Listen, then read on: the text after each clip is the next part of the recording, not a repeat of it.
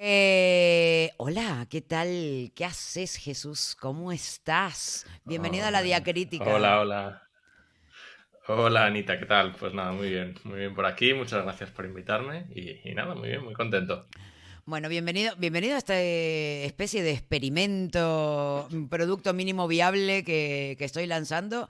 Y nada, esto se trata de divertirnos, de conocernos, de curiosear en tu día a día y nada, y que nos cuentes. Yo les cuento, Jesús es el hombre que hace hablar a las máquinas. Muy bien. Chan, chan, chan, chan, chan, chan. Puedes agregarlo, te lo regalo. Puedes agregarlo en tu currículum. Soy el hombre que hago hablar a las máquinas. Jesús, Tiene una camiseta. eh, claro, Jesús además de un apasionado de la ciencia ficción y que le gustaban las películas esas donde hablaban las máquinas y todo, y ahora nos va a contar. Pero contanos, Jesús, ¿quién sos? ¿Cómo llegaste hasta acá? Bueno, pues eso, soy Jesús Martín. Soy un chico de Carabanchel, que para la gente de Madrid conoce bastante bien. Básicamente es un barrio humilde, digamos, de aquí de Madrid. Y es una cosa de la que me siento muy orgulloso y que suelo resaltar porque para mí es como muy importante. Es un barrio en el que, bueno, pues es bastante fácil despistarse en la vida y acabar en cosas donde uno no quiere, a lo mejor, pero del que también salimos muchos luchadores y mucha gente pues que está muy interesada en aprender cosas nuevas y en pelearse con la vida y en seguir creciendo y en seguir investigando. Y creo que es algo que me ha definido siempre mucho y creo que es un poco lo que me ha ido llevando por la vida. La verdad es que nunca he tenido muy claro hacia dónde quería ir, no tengo como una meta clara, pero sí tengo claro que quiero seguir aprendiendo y quiero seguir viviendo y quiero seguir peleándome con cosas y aprendiendo. Entonces, bueno, yo en realidad empecé una carrera técnica, empecé ingeniería de caminos o ingeniería civil, que se llama en muchos países, que básicamente son los ingenieros que construyen carreteras, puentes y este tipo de cosas. Rápidamente vi que aquello no era lo mío y cambié totalmente de mundo, me fui a estudiar publicidad Todos porque me hemos gustaba caído en mucho la eso. idea de... Sí.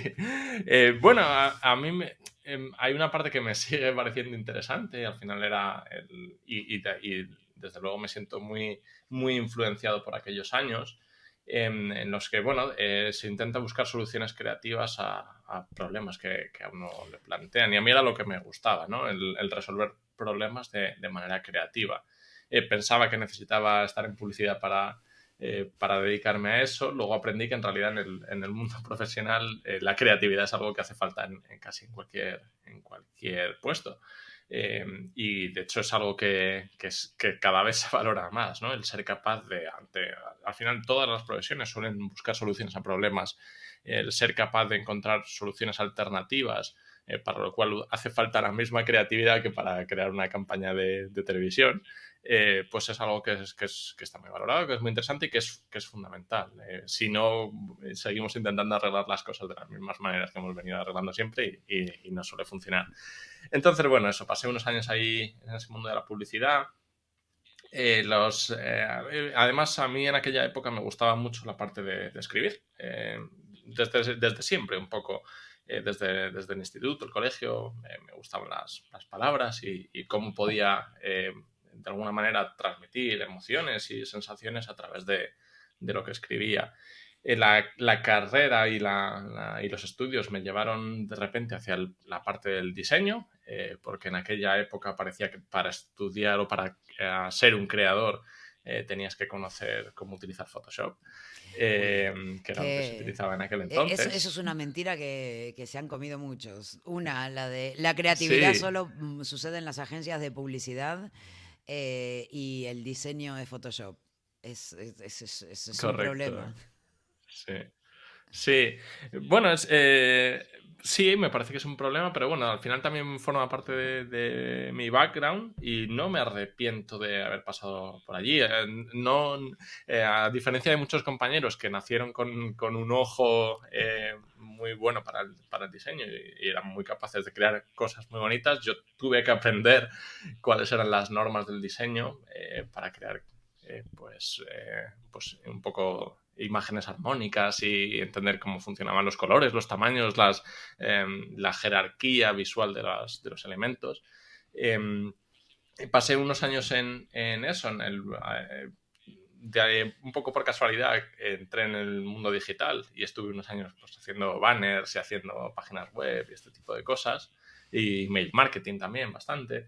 Y en un momento dado vi que la discusión de colores, tamaños y demás no me gustaba mucho, la eterna discusión de te llega tu jefe y quiere el logo más grande. Sí. Eh, Aquello no me interesaba demasiado y sobre todo me faltaban herramientas para justificar por qué el logo no tenía que ser más grande.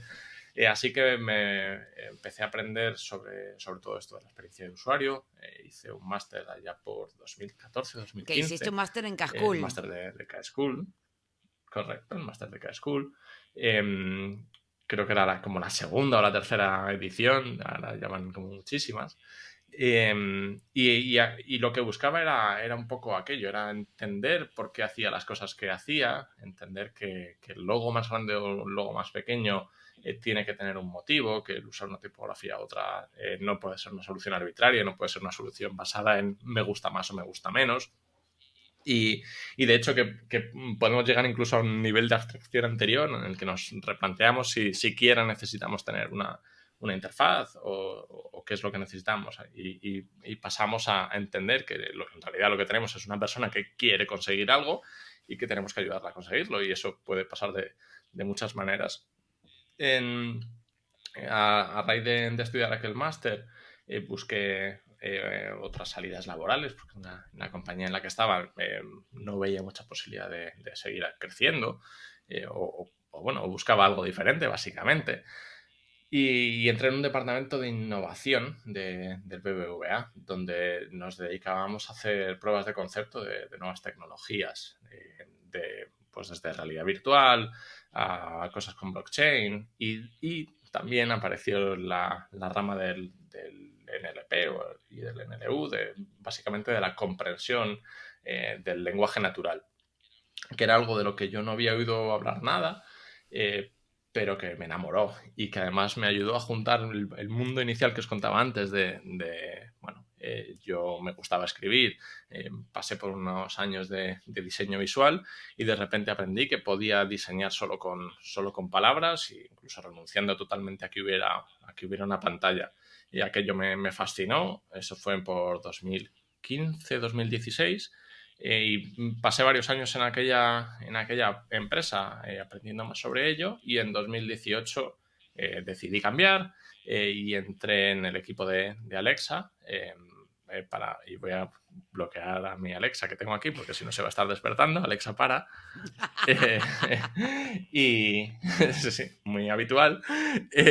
Y entré en aquel equipo un poco para seguir aprendiendo, para seguir creciendo en esa parte de puedo diseñar con palabras, y las palabras que yo creo generan interacciones directas. Un tema que me fascinó y que me sigue fascinando a día de hoy. Y ese es un poco Pero así resumido cómo llegué a este punto. me encanta porque una de las cosas, porque además Jesús es profe de doméstica, tiene un curso que está muy bueno, además de profe en otras instituciones y todo, pero el de doméstica como primer acercamiento puede estar muy bien y es súper recomendable para entender de qué va y de entender un poquito también cómo es que te habla Alexa, por qué te habla, cuáles son las claves para entender cómo hacer esa interacción, porque obviamente hace rato que no es futuro, hace rato que está acá y nada, y desde un chatbot sin siquiera voz, sino simplemente escrito a eso, pues hay un campo grande de trabajo y que es súper interesante explorar. Y me parece, no sé cómo lo ves vos, Hmm. pero a mí siempre me da la sensación que todos los que sean conversacional, me parece como que le dan...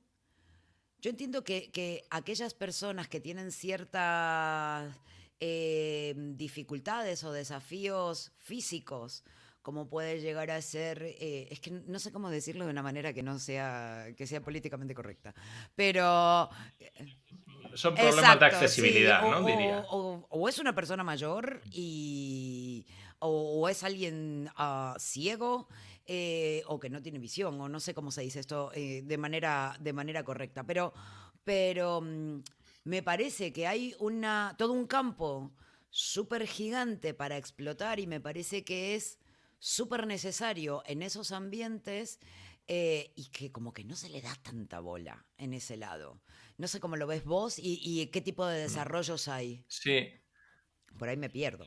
sí, bueno, antes de entrar en eso, un Dale, inciso, sí, como comentabas, el tema de la formación y tal, que particularmente a mí me gusta mucho, invito a todos, no solo a hacer, a hacer mis cursos, sino también a interesarse en eso, como una forma de aprender uno mismo. A mí me sirve mucho para las mismas cosas en las que yo pienso y trabajo, para de alguna manera asentarlas y ayudar a que la comunidad crezca, tanto con cursos como con publicar en redes, como crear contenido en blogs y tal.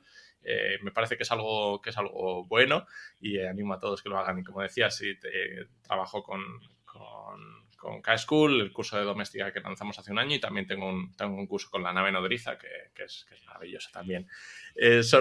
Volviendo a la pregunta que me hacías, efectivamente el tema de la accesibilidad es súper interesante.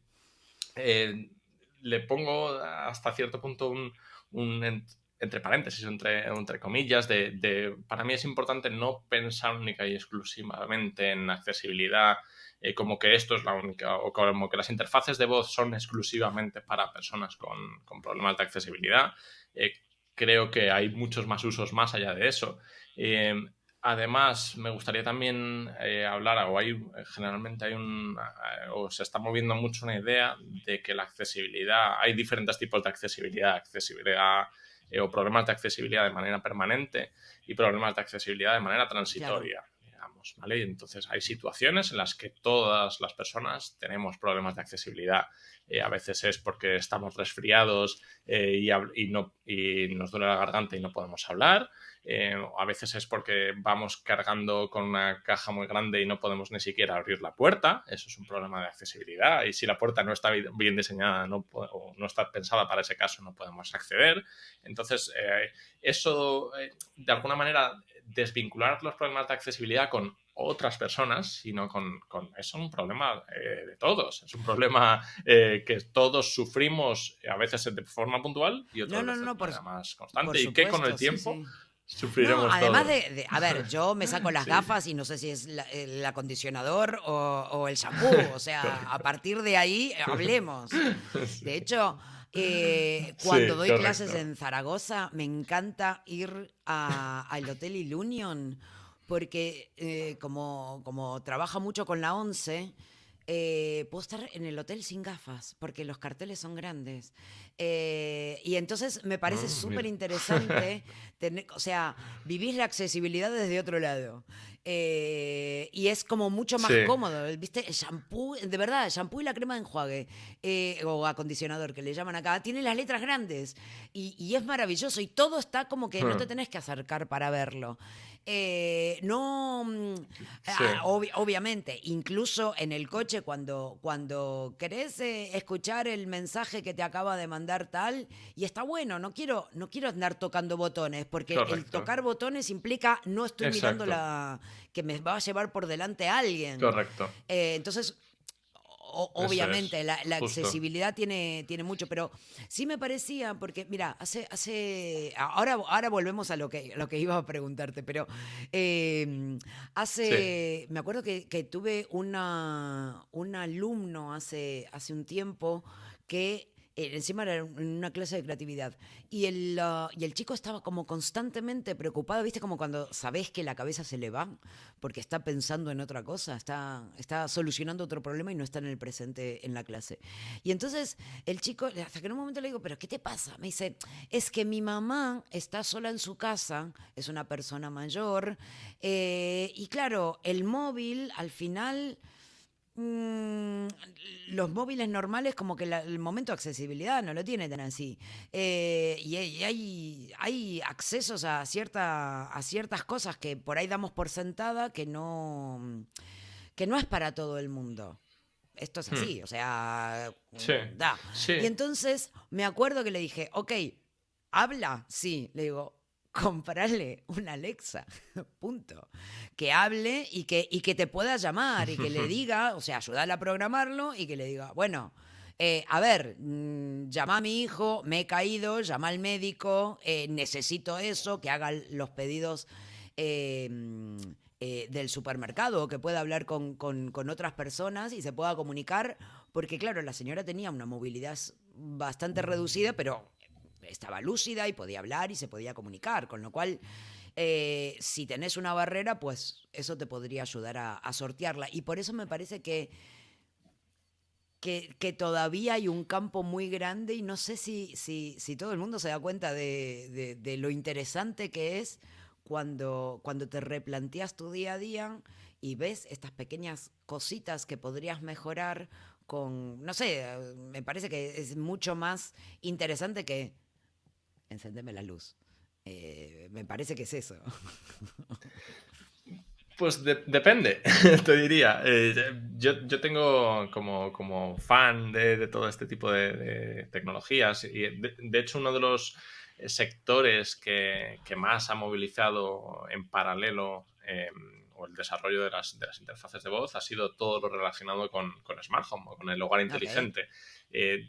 Yo recuerdo de hecho, cuando estudié el máster en 2014-2015, había un compañero que tenía bombillas inteligentes, que a mí me parecía un poco absurdo en aquel momento. Decía, sí, no, utilizo, creo que era con IFTT, que es una plataforma para automatizar ciertas cosas, y si me mandan un email, la bombilla se enciende. Decía, ajá, vale.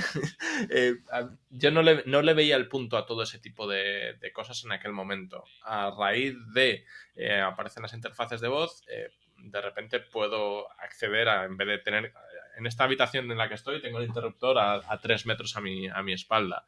Eh, Hay veces que necesito luz, hay veces que no la necesito.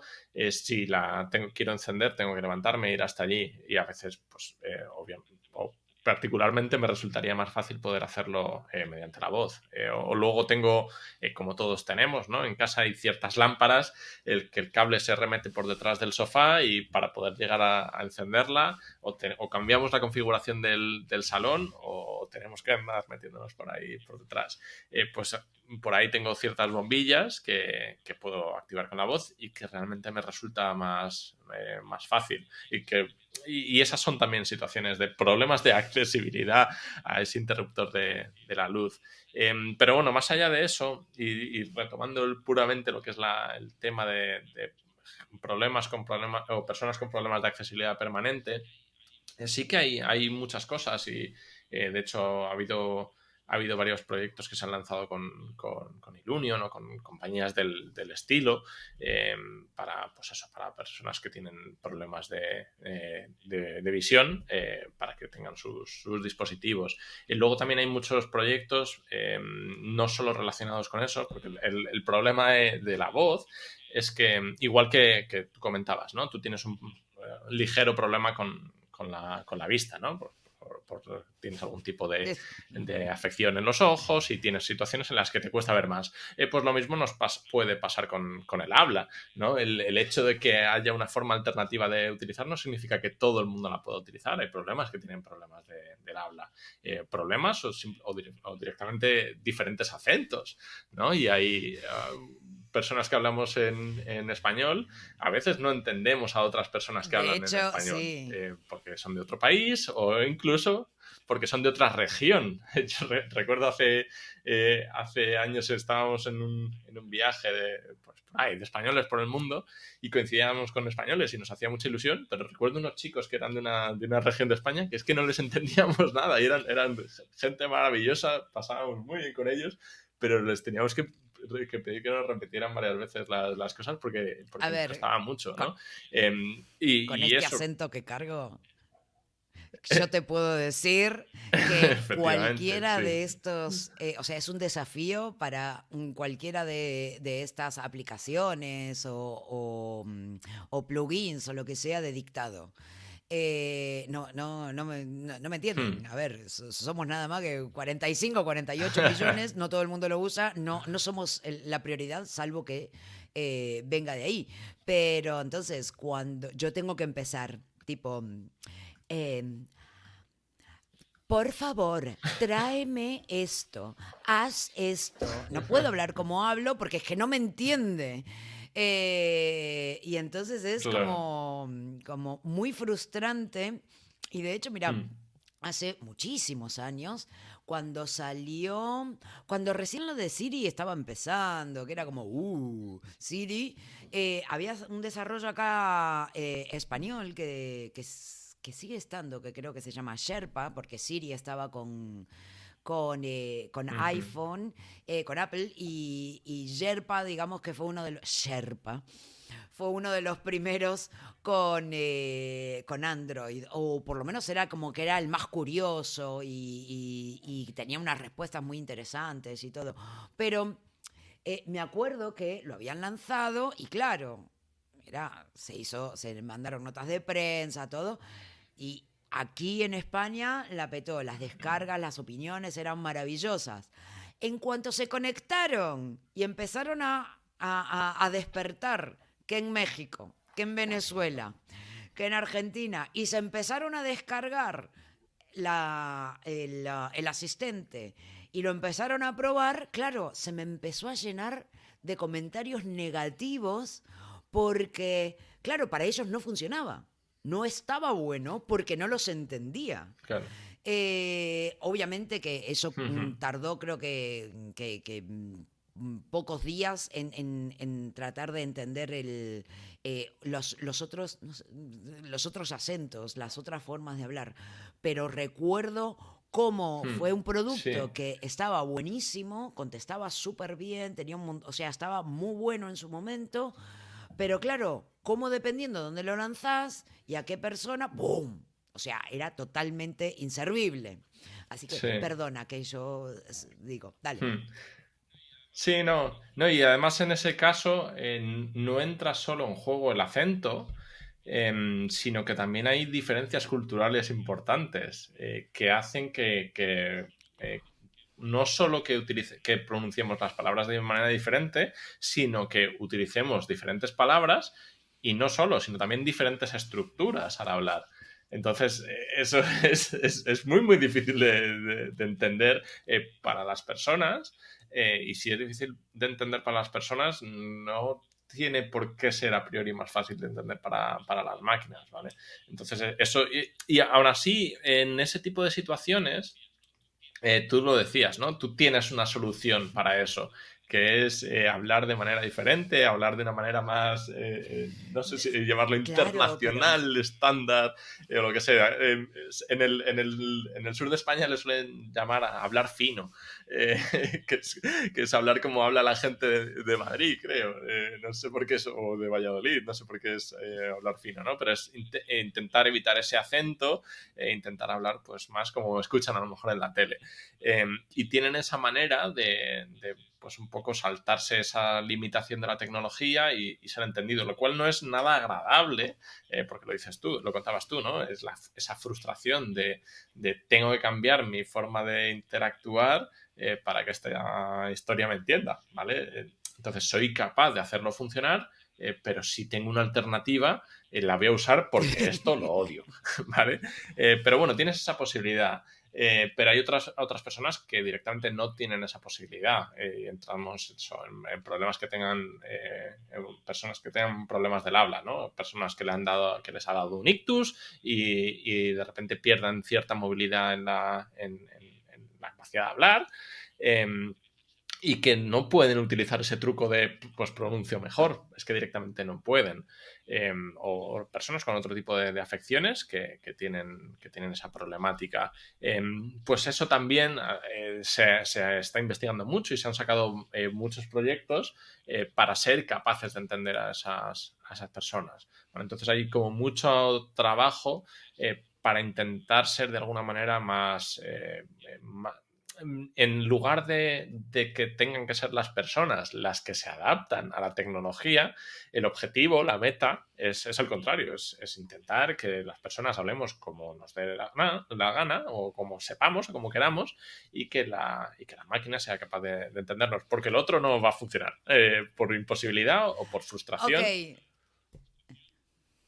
en un mundo ideal, la máquina me entiende. Correcto. ¿Vale? O sea, en mi wishlist yo tengo que la máquina me entienda y que todo fluye y que entiende mi fluye y todo. Ahora, desde tu lado, desde tu asiento, desde tu escritorio, ¿eso cómo es tu día a día? ¿Cómo tomás, cuando diseñas algo, cómo lo encarás? ¿Cómo tomás en cuenta todo esto? Hmm. Vale, a ver, la realidad es que cuando se hablan, yo diferenciaría dos tipos de interfaces conversacionales. Una que en realidad se puede diferenciar de muchas maneras, ¿no? Pero hay dos categorías grandes para mí. Una es una que tiene un objetivo, eh, digamos, puramente conversacional o relacional, en el que no hay un objetivo claro de la conversación, simplemente es una charla similar a lo que estamos teniendo tú y yo ahora, donde, bueno, pues conversamos y tocamos ciertos temas y es un aspecto un poco más, digamos, más social de la conversación. Eh, Ejemplos de eso, y lo hemos estado viendo últimamente, en las noticias ha salido mucho, ¿no? De ChatGPT o ChatGPT, va un poco de eso. No tiene por qué haber tanto un objetivo de la conversación, simplemente es una persona que puede hablar con una máquina y la máquina le responde de manera libre.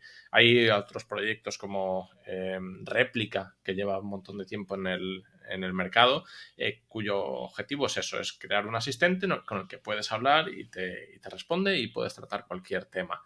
En realidad, en el lado en el que estoy yo, el objetivo no es ese objetivo social, sino que hay un objetivo mucho más transaccional. Son personas que quieren cumplir un objetivo concreto, como encender la luz, como poner una estación de música, cosas de ese estilo, ¿vale? Acciones bastante directas, donde no buscan una conversación muy larga, simplemente quieren algo y lo quieren ya, ¿vale? Entonces, en ese tipo de contexto, lo normal es que sea bastante más fácil de entender, ¿vale? Porque es lo que te digo, son acciones bastante directas y más o menos, bueno, pues es bastante predecible, o puede ser bastante predecible cómo se van a hacer esas solicitudes. El reto ahí está en entender con la información que nos da el usuario eh, cuál es la mejor decisión teniendo en cuenta el contexto. ¿Vale?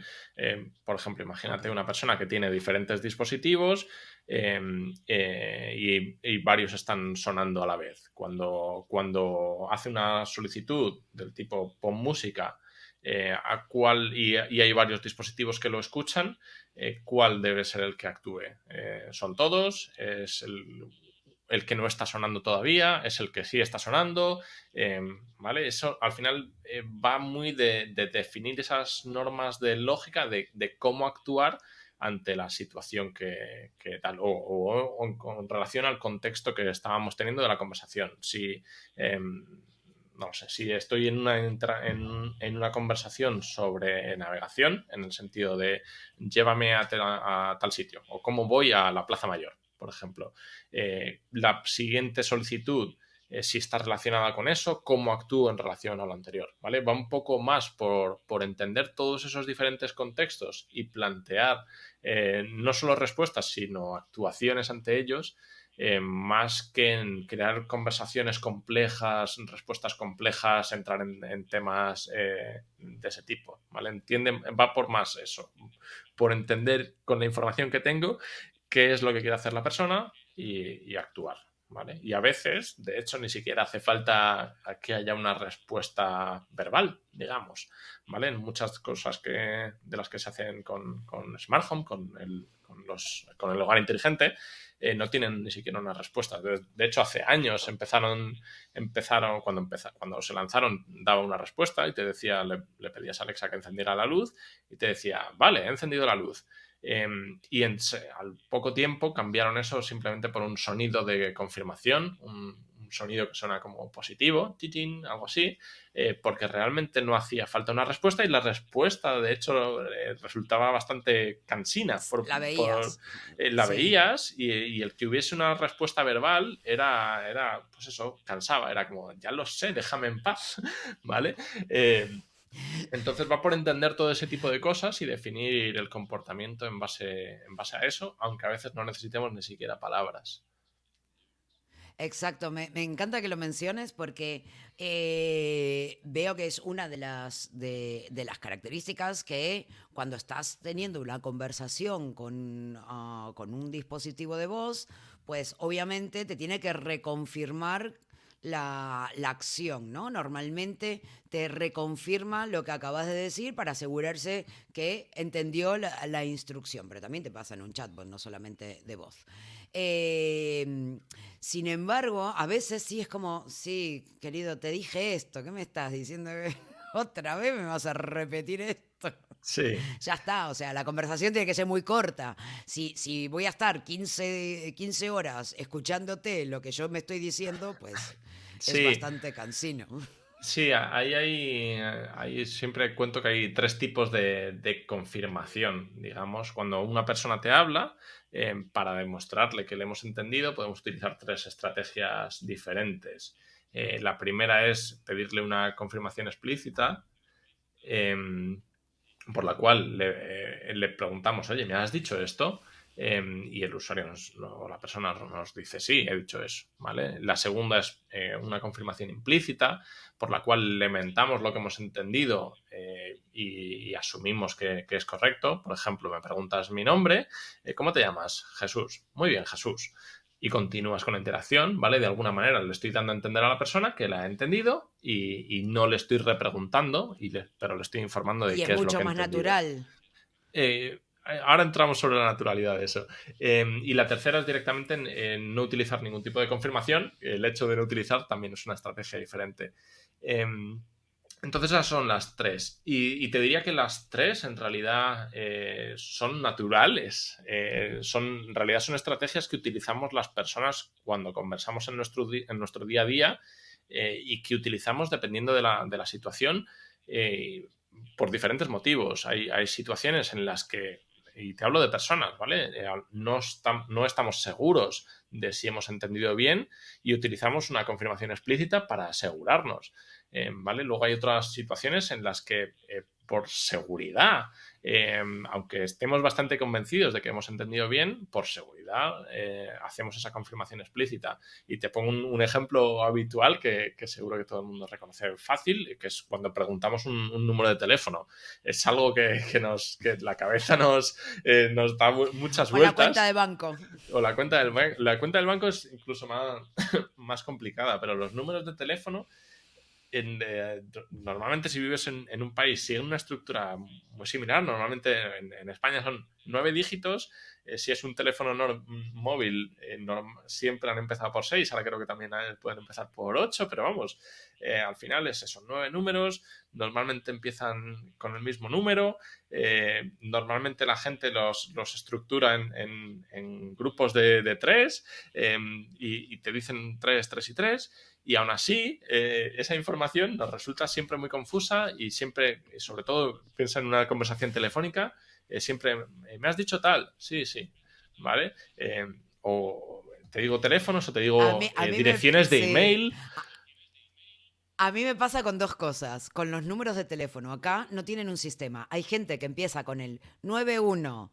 De repente, tres cifras, o dos, o Sí, 322, o 333. Y es como, sí, sí, sí, 333. O sí. sea, basta. O sea, Sí, sí. basta. Sí, sí, Entiendan que es de repente, 333. sí. Haceme un sistema. Es como, cada uno me lo pone diferente. Sí, eso es verdad, Y sí. la otra que era, bueno, lo de las... A mí me saca de quicio eso. Y después, ay, se me acaba de ir. Pero bueno, los zip codes, ¿cómo es? Los códigos postales Sí. que van antes de la ciudad o después de la ciudad. Porque algunos me los ponen antes y otros me los ponen después. Y los números de teléfono a mí me vuelve loca. Y cuando me repiten mi DNI, claro, yo mi DNI no Claro. recuerdo los números. yo recuerdo una secuencia, una sonoridad, es como la Sí, tabla, justo. las tablas de multiplicar. Yo recuerdo cuánto es 6 por 7, pero no 7 por 6. Entonces es como, lo tengo que pensar, o sea, por Sí, sonoridad recuerdo las cosas. Y entonces, cuando me lo repiten y me lo repiten diferente, es como, no sí, sé, a ver, espera que lo efectivamente. escribo, porque no sé si me estoy diciendo todos los números. Sí, sí, sí, totalmente. Sí, sí, sí. Para mí el teléfono, yo siempre lo digo en 3, 2, 2 y 2. Como me lo repitas en grupos de 3, 3 y 3, yo no reconozco eso como mi teléfono. Madre mía, no seamos amigos, no seamos amigos. A mí me parece muy freak que si lo podés dividir todos en secuencias iguales, ¿por qué me vas a romper el patrón? O sea, me parece de asesinos en serie esas Ya, cosas, ¿viste? pues no Como que lo. te van a cartar Seguramente. letritas. Sí, seguramente sea porque en algún momento, pues en algún momento lo he visto así organizado por ahí tiene que haber algo, o no lo sé, por ahí tiene que ser la cosa. Yo Y tengo una teoría. Yo tengo sí, una teoría, además de asesinos en serie en la tele, obviamente, al mediodía, que es la gente que mira la televisión, son todos programas de asesinos en serie, entonces es la gente que escribe los números de teléfono. Pero, no, ¿sabes lo que creo que es? Que al principio había pocos teléfonos. Esto pensá en los 60 o cuando acá empezaron 50, 60, no sé, cuando empezaron los teléfonos, no todo el mundo tenía teléfono, era como un cierto lujo. Y entonces tenían una secuencia numérica, como las placas de los coches, ¿no? Tenían una secuencia numérica. Después, en algún momento, y esta es mi teoría, por favor, o sea, esto puede ser que se me cruzaron dos países diferentes con esto. Pero después, cuando a nivel local empezaron o sea, tuvieron una cierta cantidad de números telefónicos y había que normalizarlo y regularlo de una manera diferente. Entonces ahí es cuando le agregan el 91 o el 93 o el 96 y el como que le agregan el código. Entonces, eh, ahí es como que ahí se le empezó a descuajeringar el asunto. Y creo que es por ahí, creo que es por ahí. ya, Porque sí, aparte, no. lo que sí nunca me queda claro es por qué a veces es 322 o 2322 y es como, o sea, por Dios, Ya, sí, personas. no, claro, pues yo te puedo dar el contexto ahí. Aquí en España los teléfonos no nunca empezaban tenían un código que era el código provincial que empezaba por 91, 96, 92, algo así. Pero ese código provincial solo lo tenías que utilizar si llamabas desde fuera de la provincia. ¿Vale? Entonces, normalmente tu teléfono era un número de 7 dígitos. ¿Vale? Entonces, esos 7 dígitos no los podías Ya, organizar ni en grupos de 3 ni en grupos de 2. Entonces, lo normal era organizarlo en 3, 2, 2. Al meter el código provincial antes, era 2, 3, 2, 2. Entonces, yo creo que por ahí ya se puede descuajeringando todo. Pero vamos, igualmente. Creo... pero así a mí me llama mucho la atención. O sea, entre eso, o sea, yo como verás, o sea, necesito sistema. Entonces, ya ahí tengo un problema. Y la otra es la numeración de las calles. O sea, acá estoy en el 22 y enfrente es 56, 57. Y es como, ¿por qué? ¿Por qué hacen esto? O sea, me Sí. parece que una de las profesiones más, o uno de los oficios más difíciles es ser cartero acá. O sea, ¿cómo llegas? O sea, me parece como que hay un mensaje subliminal y no lo estoy entendiendo. Sí, Por sí, cierto, pero Jesús, bueno, nosotros aquí... sí. Sí, hable. No, Sí, no, no, no, no, que al termina, termina, final, termina. sí, que al final era el tema ese, ¿no? Al final, de lo que venimos hablando a veces, las personas utilizamos ese tipo de estrategias y las máquinas las necesitan de la misma manera por motivos muy similares. Hay algo que se llama el nivel de confidencia, el confidence score, que es, sí, sí, algo así. Sí, el nivel no, el nivel de confianza o el nivel Confianza, eso es, confidence es gracias. confianza, sí. Sí, sí, sí, eso, gracias. Que va de eso, que normalmente se suele marcar entre 0 y 1 de cómo de seguro estoy de lo que he entendido. valores cercanos a 1 es estoy muy seguro, valores por debajo, ¿no? Es que estoy menos seguro. Entonces hay situaciones en las que podemos marcar que para una confianza de 0,5 vamos a repreguntar porque no estamos seguros, ¿vale? Entonces, y al final es lo mismo que nos pasa a nosotros, que nos pasa a las personas. Entonces, por eso te hablaba antes de que la naturalidad, todo eso es natural. Es verdad que hay situaciones en las que, porque quiero decir, el uso de eso es natural. Pero hay diseños mejores y peores que hacen un mal uso o un buen uso de esas estructuras. Hay situaciones en las que pues eso, seguir preguntando, solicitando confirmaciones explícitas, es como, ¿por qué? Déjame en paz, hazlo y ya, Sí, ¿vale? Y puede ser muy frustrante. exacto. O, por ejemplo, en las aplicaciones ¿cómo es? De las compañías de seguro, cuando tenés que denunciar un accidente, y es como, corazón, me estoy desangrando, no me repitas lo que te acabo de decir. Ya está, Claro, basta, cortala. claro. Sí, pero ahí hay que balancear lo que es necesario para la persona y lo que es fundamental que la compañía de seguros tenga como información correcta, eh, porque eso lleva asociados una serie de ciertos mecanismos o ciertas respuestas que, como tengan malos datos, puede provocar en un cobro indebido, en un envío incorrecto de una grúa, en un montón de situaciones, ¿no? Entonces, entiendo la posible frustración, pero también te digo que ante situaciones así a veces es como que somos más tolerantes. Necesitas una ambulancia y necesitas que llegue.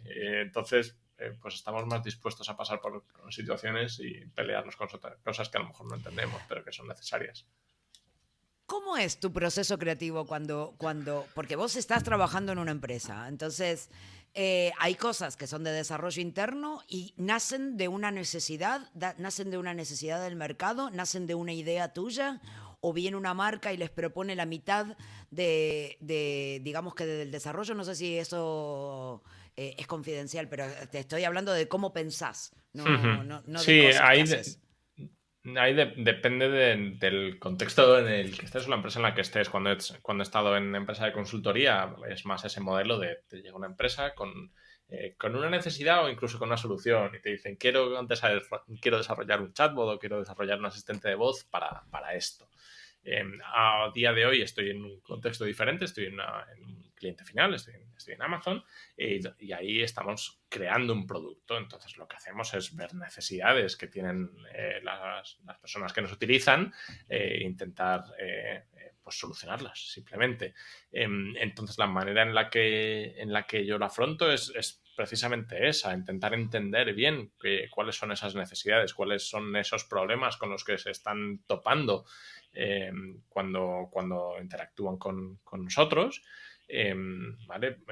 Lo que suele pasar es, pues muchas veces pues detectamos que hay algo que no tenemos feedback de alguna funcionalidad que no está funcionando bien, ¿vale? Por ejemplo, te hablaba antes de navigation, ¿no? Que es uno de los terrenos en los que trabajo. Cuando una persona le pregunta a su dispositivo que cómo va del punto A al punto B. Eh, y a veces pues nos dicen, pues eso está muy bien, la información que está muy bien, pero me gustaría que además hiciera esta otra cosa, ¿vale? Básicamente muy parecido al desarrollo de producto en en cualquier otro sector o cualquier otro tipo de interfaz. Si trabajas en cualquier otra empresa, pues te vas a encontrar con clientes, ¿sí? Que te dicen, vale, esto está bien, pero me falta esto otro. ¿Vale? Entonces, a raíz de eso, que a lo mejor puede ser una anécdota o puede ser datos sólidos que obtienes de, vale, esto está fallando, intentas entender cuál es el problema, qué es lo que están qué es lo que están queriendo hacer las personas que no estás ofreciendo o que no estás ofreciendo al nivel de satisfacción que tienen o de manera exitosa, ¿no? Entonces, eh, yo baso mucho mi proceso de diseño en eso, en entender esa situación, porque a veces, y pasa igual que en cualquier otro sector, a veces obtenemos un feedback o obtenemos unos datos con una propuesta de solución muy clara, que a lo mejor en realidad no es lo que las personas necesitan, ¿vale? A lo mejor están necesitando otra cosa. Lo que pasa es que el feedback muchas veces es así, ¿no? Las personas pensamos que necesitamos algo cuando lo que necesitamos a lo mejor es algo diferente. No es diferente a cualquier diseño de producto de cualquier otro sector.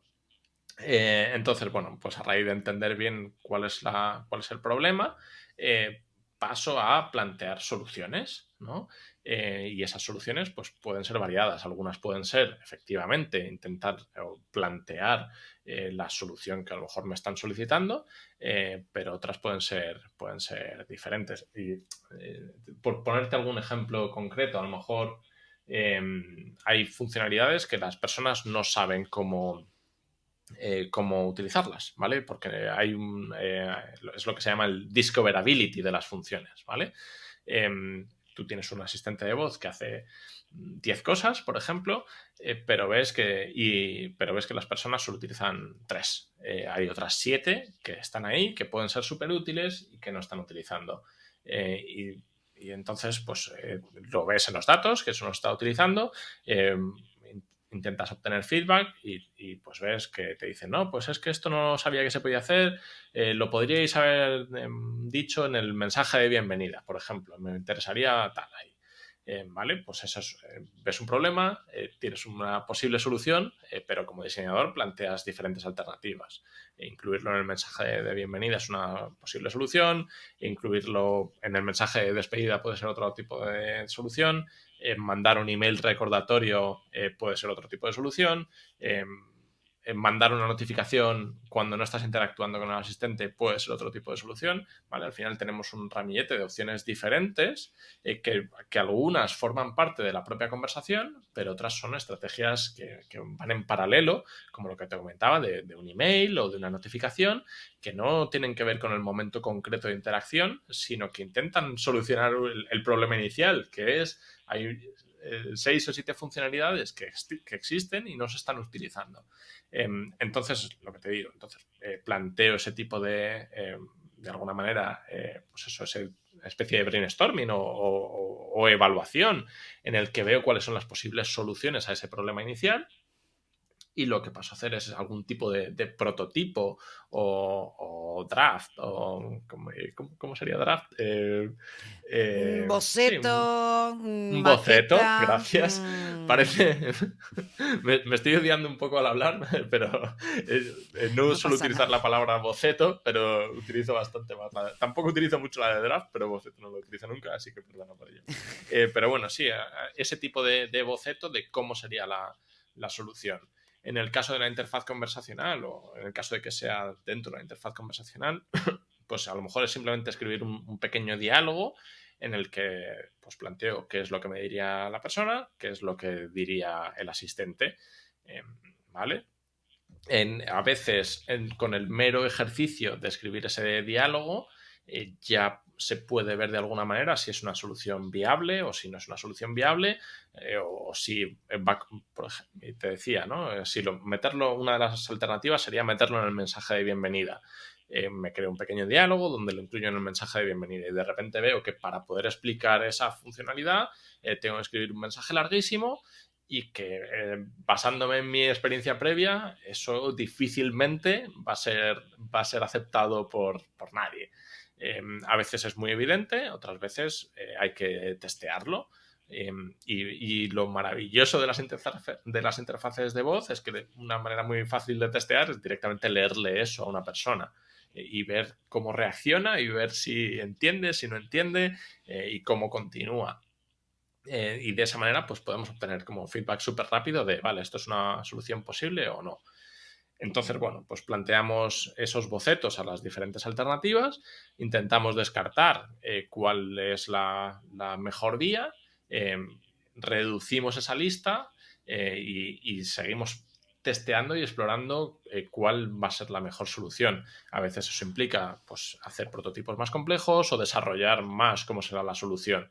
Eh, por ejemplo, acordamos que va a ser pues eso, una notificación.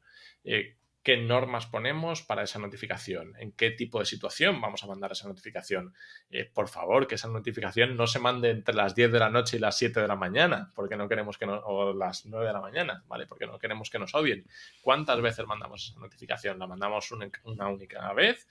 ¿Cómo nos aseguramos de que esa notificación ha sido escuchada o no? ¿Vale? Al final es toda esa decisión que tenemos que hacer sobre ese tipo de solución. Dime. O sea, para los que estos lo van a escuchar, o sea, le estoy levantando la mano, casi tipo nena curiosa que le quiere preguntar una cosa. Sí. Eh, hasta cuando elegís la voz, ¿no? En una voz, ahí para que me entiendas, como Alexa, voz. Eh, cuando elegís la voz, o sea, todos interactuamos con diferentes personajes y dependiendo qué es lo que se dice, a veces estás más abierta a que sea una voz más andrógina o que no puedas identificar muy bien de qué género es, pero a veces una voz masculina te despierta ciertas cosas y una voz más femenina, y dependiendo también el rango o el color de la voz, también creo que interfiere. ¿Eso cómo lo determinan? Porque cada uno interactuamos diferente con los diferentes géneros y edades Hmm. y formas y todo.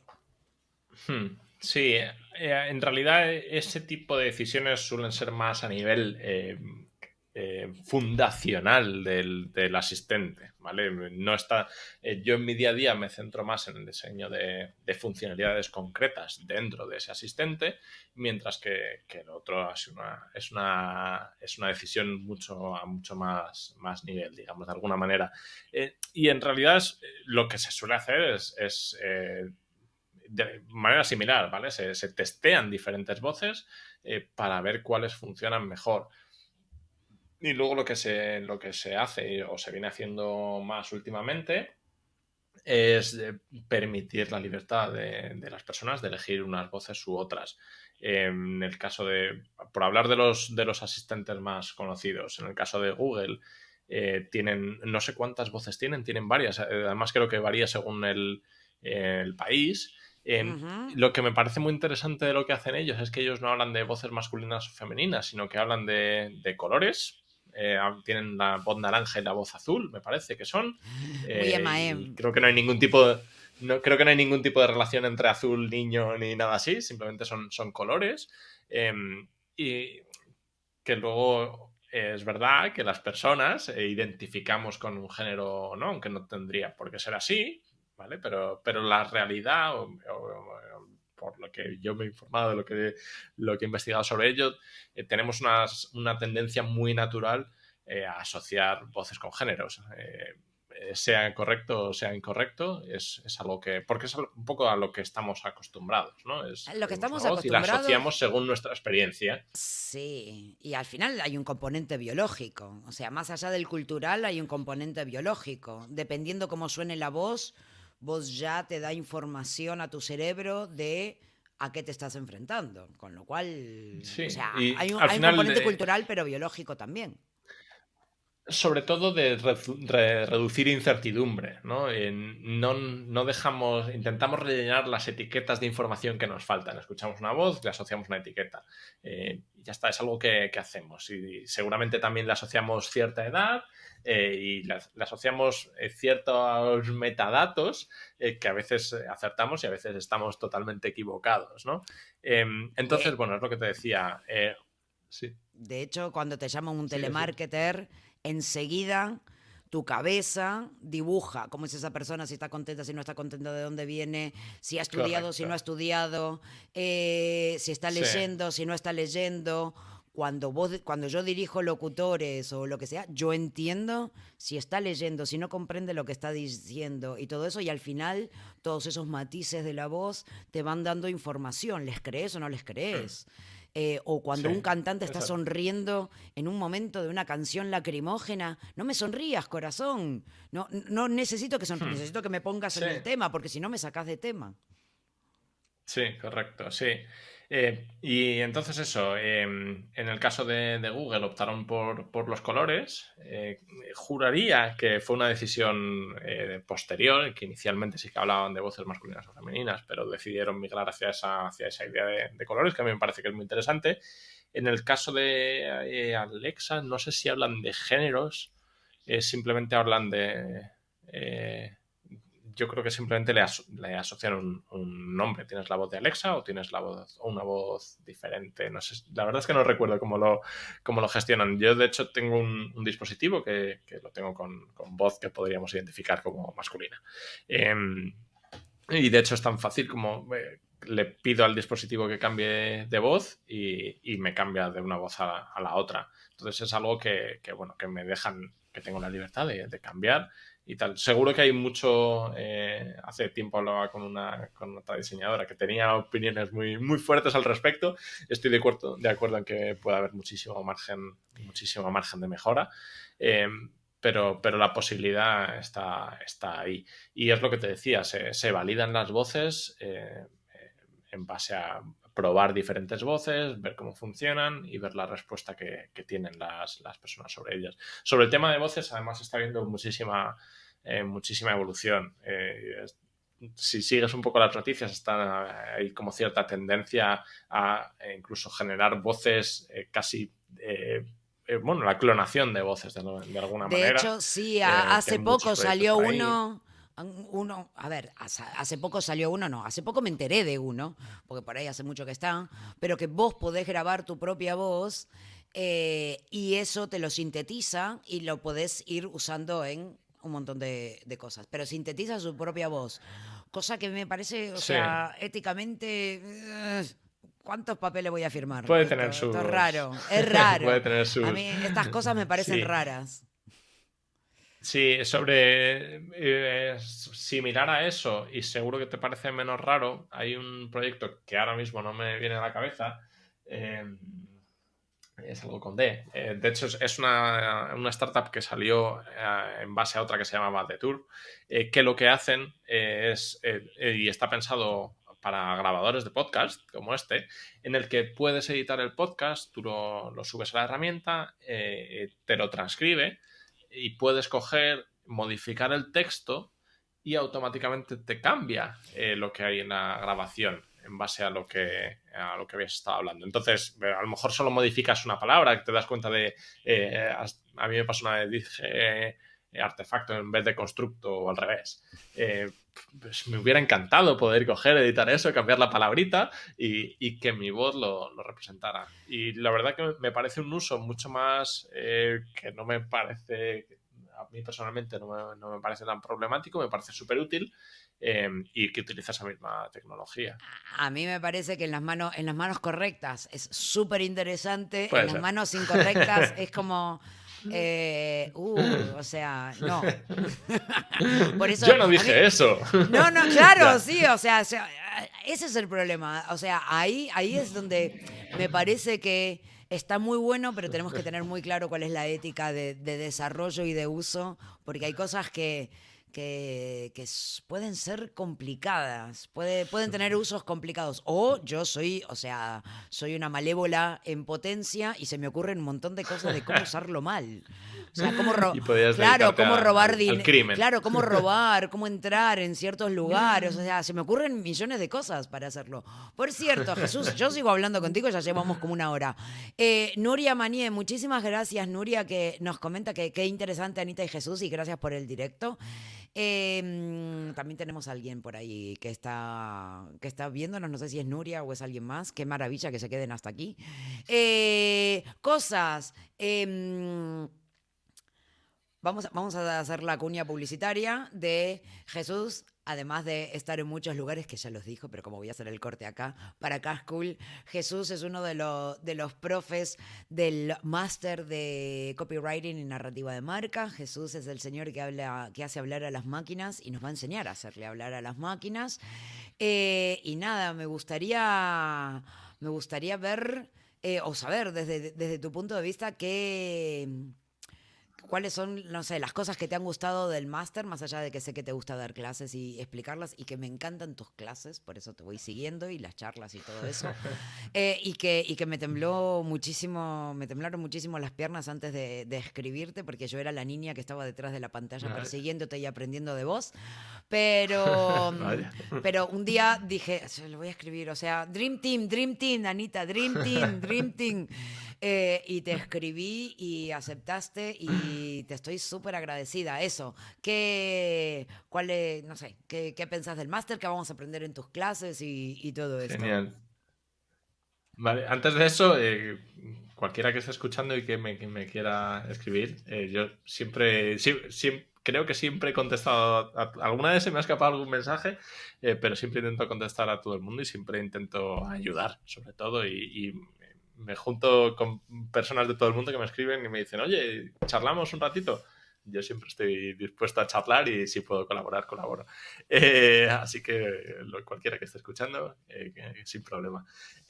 Sobre el máster, pues nada, simplemente veremos cómo es el proceso de diseño de uno de estos asistentes y lo enfocaremos mucho en el poder de las palabras, que a mí es una cosa que me resulta maravilloso en el mundo del UX Writing, que me parece que me parece fundamental, ¿no?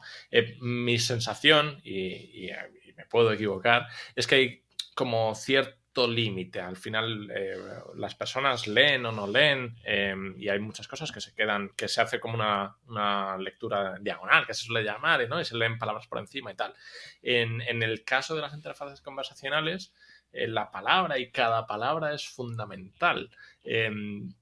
Porque si no, no va a haber un movimiento, una pantalla siguiente. No hay un botón que te permita saltarte el texto y que por tu conocimiento anterior te permita clicar en él e ir ahí. Es simplemente palabras que tienen que estar bien colocadas, bien medidas y que tienen además que conseguir el objetivo concreto, que es que la persona haga o diga lo que necesitamos de él o de ella.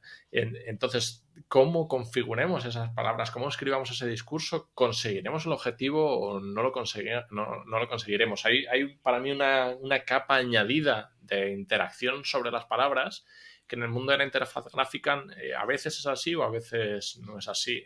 En las interfaces gráficas tenemos los call to action y demás, mientras que aquí es de alguna manera todo es un call to action, todo es algo que va a generar una interacción.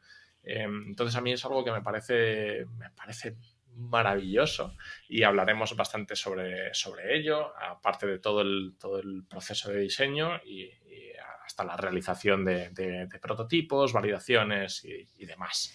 Ese es un poco el plan que tenemos por Por no no desvelar, spoilear, sí. pero No, a mí una de las por no cosas de desvelar. las que me interesaba y cuando estaba diseñando el flujo de clases y de conocimiento, a vos te quería poner no al inicio, sino más bien al final, porque en realidad para desarrollar lo que haces, está bueno que primero que sepas conceptualizar. Cuando vos trabajas con una marca necesitas conceptualizar la idea. Vos antes decías que tenías una necesidad o que detectabas una necesidad o algo para mejorar y a partir de ahí empezabas a trabajar. Si no, al final todos nos quedamos en el, hola, ¿qué tal? Hace esto, 3 helados, 2 helados, ta. Entonces, tenés que conceptualizar. Cuando tenés una marca, tenés que no solamente crear una interfaz conversacional que sea interesante de por sí o que funcione de por sí, sino que además tienen que pertenecer a la marca, con lo cual tenés que tener conocimiento de marca,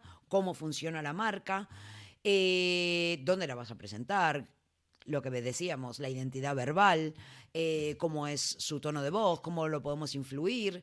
También me parecía súper interesante que los alumnos tuvieran mucho conocimiento y hayan sudado la letra gorda haciendo titulares porque y microcopies. Necesitamos que en pocas palabras se diga mucho, que tenga fuerza y que tengan sonoridad. No todas las palabras te sirven, por más que sea la correcta. Hay cosas que Sí. escritas se ven horribles, aunque sea la palabra correcta. Y cuando las escuchás, a veces todavía peor, porque hay palabras que suenan feas, pero son correctas. Entonces tenés que saber elegirlas. Y además venís Después de también diseño de guiones, tanto de sonoro, de guiones de audio, ¿no? Para cuñas y para Ujú. podcast y para todo, y de audiovisual. ¿Por qué? Porque al final me parece que una interfaz conversacional te tiene que crear un universo. Entonces tenés que tener en cuenta cómo la vas a crear, dónde te va a llevar, dónde te va a transportar. Por más que simplemente le pidas eso, cámbiame de canción o llévame a tal lugar o lo que sea, pero al final creas. Yo, por ejemplo, uso mucho el Waze, Waze, para los amigos, Guace. Ah, el Guace. Waze, el Vale, vale, Waze, Guace. el Waze, el iceberg y todo esto, el Waze. Y a mí, a ver, yo el GPS siempre lo tengo en inglés porque no tolero las órdenes. Entonces, si lo pongo en español, voy para otro lado. O sea, es como, cállate, no te voy a... Entonces, en inglés, y alguna vez lo he puesto en, yo qué sé, en sueco o en alemán, porque como no les hago caso, escucho constantemente la misma palabra y voy aprendiendo vocabulario. Rotonda. Rotonda se dice así, así, así. Entonces, bueno, sí, o sea, mi mundo interior es muy rico. Y las voces me hablan y este tipo de cosas. Pero Waze lo que tiene es que cada tanto te lanza una voz y hay instrucciones que son totalmente diferentes. Ya he tenido a Batman, ya he tenido a Cristina Aguilera, he tenido al de... Sí, y a Gordon Ramsay, y cada uno te da las instrucciones basado en su personalidad. Entonces me parece, ahí sí te lo puedo escuchar. Entonces está bien. Yo, o sea, sí, la vida así no es entretenida porque no querés. Yo me divierto de esta Sí. manera.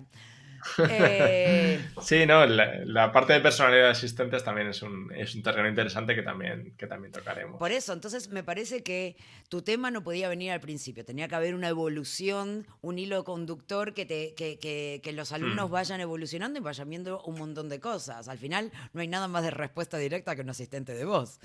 Hmm. O sea, es en el momento, me estoy conversando. No hay Ujú. botón, Sí. como decías recién. Así Sí, que... no hay botón y encima, si no se entiende, el mensaje desaparece. Exacto, qué funnel de venta, ¿no? Eso, o sea, se programa todo. Acá es ahí, al momento. Y te llegan a hablar con mi acento, chao. Así que, bueno, Jesús, que hay que levantar el país. En algún momento nos vamos a tener que poner a trabajar. Correcto. Ya vamos a terminar. 2 minutos. Sé que tenías preparado ahí un pequeño jueguito. Si tenemos 5 minutos, si me regalás 5 minutos, Venga, lo venga. lanzamos. ¿Con qué te querés lanzar? Con cuál de los juegos? Eh, ¿Cuál de los... Te he enseñado dos antes, así en el backstage.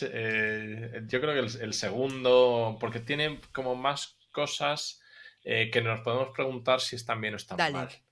¿Vale? Bueno, lo voy a Vamos a poner. emprender, Alexa. Alexa, abre puesto de limonadas. Te damos la bienvenida al juego interactivo Puesto de Limonadas. Jesús, me alegra verte de nuevo. Uy, ya comenzaste una partida previamente, pero no la terminaste. Esta es una partida en modo multijugador con Anita y Jesús. Hoy es el día 1 y el pronóstico No dice estaba que el tiempo preparado. será soleado. ¿Te gustaría continuar el juego en este momento? No, Muy bien, volvamos a empezar desde cero. ¿Con cuántas personas te gustaría jugar? dos. Ok. ¿Cómo se llama el jugador o jugadora 1? Anita. Así que Anita. ¿Es correcto? Sí. Ok. ¿Cómo se llama el jugador o jugadora 2? Jesús. El nombre es Jesús. ¿Es correcto? Sí. Muy bien, así ya tenemos a todos los jugadores juntos. ¿Cuántos días quieres jugar? 5. 5 días. Entendido. Atención. El juego va a comenzar. Cada jugador o jugadora comienza con un saldo en su cuenta de 2 euros. El pronóstico del tiempo dice que el día 1 será soleado. Tienes un gasto de 3 céntimos por vaso de limonada.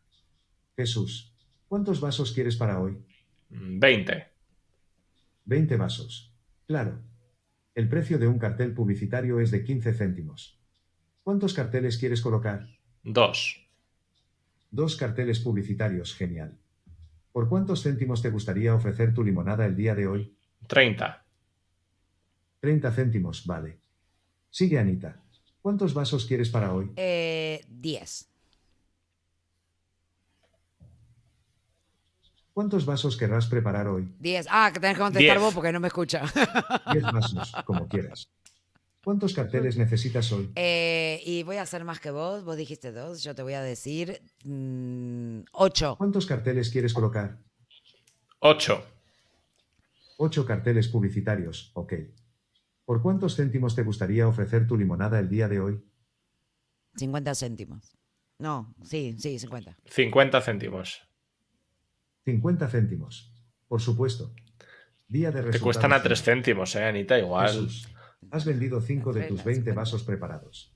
Después de deducir tus gastos por limonada y carteles, has generado una ganancia de 60 céntimos el día de hoy. El saldo de tu cuenta actualmente es de 2,60 €. Anita, has vendido 2 de tus 10 vasos preparados. Después de deducir los gastos, tienes una pérdida de medio euro el día de hoy. El saldo de tu cuenta actualmente es de 1,50 €. Sí, es la vida. O sea, es el pronóstico del oráculo. tiempo dice que el día 2 será soleado. Alexa, Sigue, para. Jesús. Vale. Yo creo que lo pongo. Adiós. Es un oráculo. Tu puntuación ha sido O guardada. sea, esto es, o sea... No montemos Exacto. tiendas. Yo Más soy allá bella, a mí no me pidas que piense, dale. Más allá del jueguecillo, que a mí me resulta entretenido, creo que nos podemos fijar en lo que hablábamos antes de las confirmaciones explícitas e implícitas, y aquí lo hemos visto, ¿no?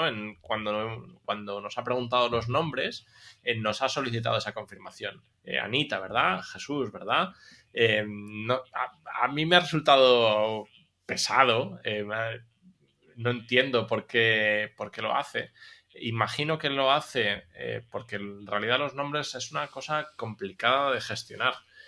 Hay muchos nombres muy variados, hay personas de muchos países, nombres de muchos países, incluso a lo mejor un nombre como Anita no es un nombre habitual. Exacto, bueno, lo vas a poner en la base. O sea... Claro, al final va de eso, ¿no? Va de nombres que tienes en una base de datos y que se intenta hacer un match entre lo que la persona ha dicho y lo que tenemos guardado. Y esas bases de datos, pues a veces son deficientes o a veces sucede que hay muchas similitudes entre nombres. Me acuerdo una vez estuve trabajando en un proyecto en Francia y hay diferentes formas de escribir Magui. Y claro, eso para la persona que o aquí pasa en España también, ¿no? Tengo una sobrina que se llama Naya y siempre tiene que especificar si es con H o sin H. Al repetirlo, la máquina lo repetiría bien, pero luego si lo escribiese en la pantalla, lo escribiría y a lo mejor lo escribiría mal y no le es el problema, ¿no? Starbucks. Entonces, bueno, es el problema Starbucks. Sí, exacto. Sí, entonces los nombres son problemáticos y por eso utilizan ese tipo de estrategia. ¿Qué planteo yo como diseñador de producto? Pues que a lo mejor no necesitas utilizar los nombres de las personas, no estás aportando tanto al juego como para meterte en una interacción más complicada en la que tienes que pedir esa confirmación y que además, a pesar de esa confirmación, puede salir mal y puedes meterte en un bucle de una persona diciéndote, no, te he dicho, yo qué sé, Anés, o te he dicho, yo qué sé, un nombre que no sea español o que no sea en el idioma nativo del dispositivo y que el dispositivo va a coger mal, que te va a meter en un bucle de repetición y que no va a obtener un resultado bueno. Y todo por una funcionalidad que en realidad hasta qué punto hace falta llamar a las personas por su nombre cuando están utilizando un juego. Hay otros juegos que lo que hacen es asignarte un nombre. Te dicen, venga, el primer jugador, el de la izquierda o el de mayor edad, tú vas a ser el abuelo Cebolleta, ¿vale? Por ejemplo. Y el más joven va a ser el novato, ¿vale? Y ya está. Y creas una cosa graciosa y ya está. Y te evitas esa problemática. Pero bueno, simplemente por ver eso, que esas estrategias existen. En el resto de preguntas, y si nos fijamos, no estaba pidiendo esa confirmación. Imagínate si lo hubiera hecho con el valor de las limonadas, con el valor de los carteles, con tal, nadie jugaría eso, ¿no? Porque al final hasta que quieres jugar has respondido a 1.000.000 de cosas y es como, déjame en paz. Sí, basta. Termina. Metete Vale. las limonadas Pero bueno. donde te quepan. Eso es. Eso es. Pero vamos, igualmente os digo, a mí el juego me parece muy divertido y os animo a que juguéis alguna partidilla un rato. Bueno, Pero bueno, al final y es eso. Y ese tipo de cosas veremos durante el curso de cómo mejorar los mensajes. me encanta. ¿Vale? Bueno, Jesús, de verdad, levantemos el país porque nos tenemos que poner a trabajar. ello, Muchísimas gracias por tu tiempo, por tu generosidad, compartiendo tantísimas cosas. Muchísimas gracias por atreverte a sentarte aquí a la diacrítica. Yo me la he pasado genial, he aprendido un montón. Y espero que te lo hayas pasado genial y todo eso. Sí, ha sido un rato muy agradable. Muchas gracias, Anita, por invitarme. Muchísimas gracias. Encantado. ¿Y dónde te podemos encontrar? ¿Dónde te podemos seguir? Además de que apuntate al máster de Cascool y lo tenés de profe. O sea, el señor que hace hablar a las máquinas te va a enseñar a hacerle hablar a las máquinas. Yo te cuento. Pues la forma de encontrarme, la que más utilizo últimamente es LinkedIn. Ahí por Jesús Martín Jiménez.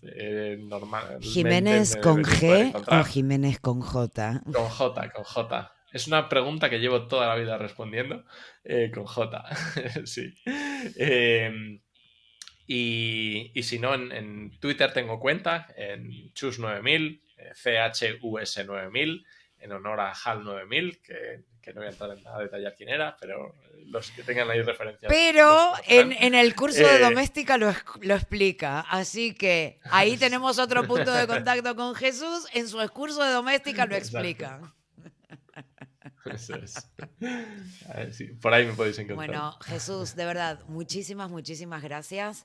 Y cortamos, si querés, hablamos 2 segunditos y nos ponemos a currar. Dale, listo. Muy Muchísimas bien, gracias. muy bien. Hasta luego. Venga, muchas gracias. Chao.